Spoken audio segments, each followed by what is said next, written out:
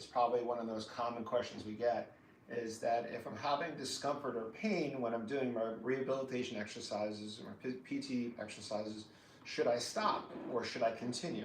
And that's you're coming to the clinic and you're wondering, is this, you get nervous if you're, at whatever bare minimum, I don't want to make anything worse. So my general rule is, when you're doing your exercises, I would say mild discomfort is normal. Sometimes certain stretching could be a little more severe, especially in the shoulder and knee, or maybe a post-surgical case. But I would say non-surgical cases, mild discomfort that goes away within 10 to 15 minutes after you complete your PT treatment program, or if you did it at home or at the clinic, that's the point where that should go away. All right. It is not uncommon, especially people that are not familiar with exercise, to have some discomfort 24 to 48 hours later. And a lot of times it's soreness. It may not even be the same pain that you're coming here for. So consider that.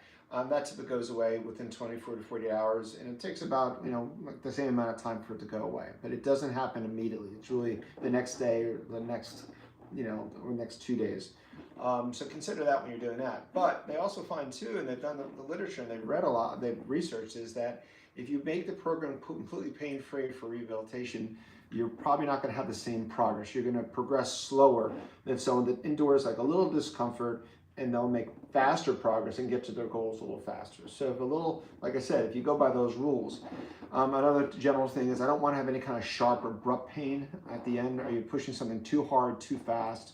That's something I want you to push back on.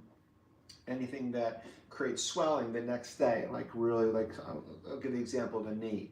All of a sudden, you didn't have any swelling. Now you have more swelling after doing squats or different Cossack squats or different types of exercises.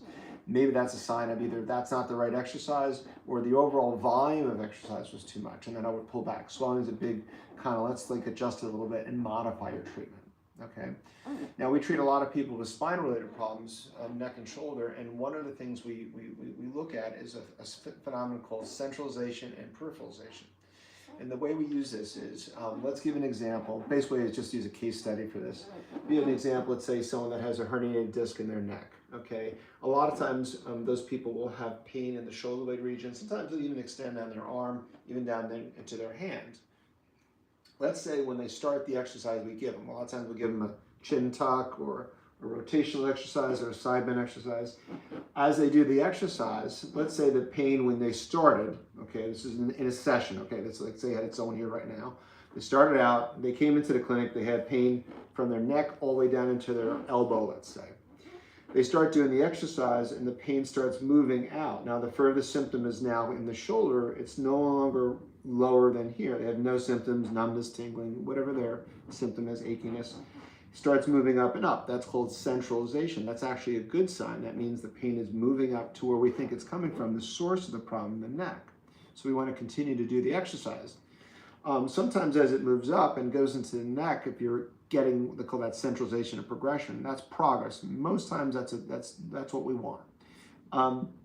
It actually sometimes feels worse when it gets to the neck, where you don't have any, let's say you no longer have an arm pain after you're doing this exercise. Sometimes it'll feel a little worse. Keep on doing it. Okay, that's okay. Now, another scenario, let's say you started out with just, neck and shoulder pain. Now it's extending down into the arm as you do the exercise or movement. That's called peripheralization, and that's actually the wrong direction. That's actually creating more, they call distal symptoms further away from the source. We want to modify the exercise, or it may not even be that we're doing it incorrectly. It's just not the right exercise for you at that time. So we want to stop doing that. Okay.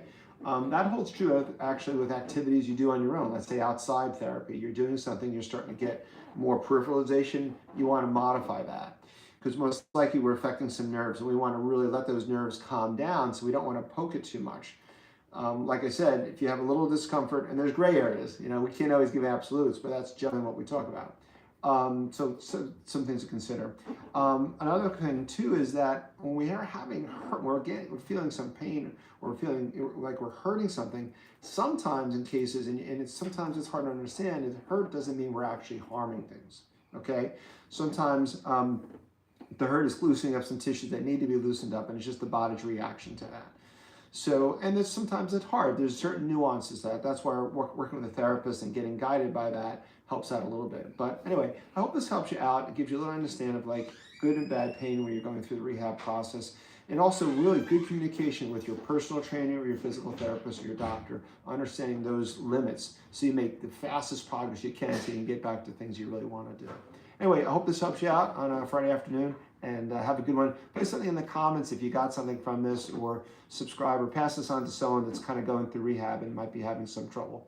And if you have a question or something or a topic you want covered, please go ahead and throw it in there in the comments. Maybe we'll cover the topic for you. I'm sure if you ask for it, there's probably someone else that has the same question. All right, have a great weekend.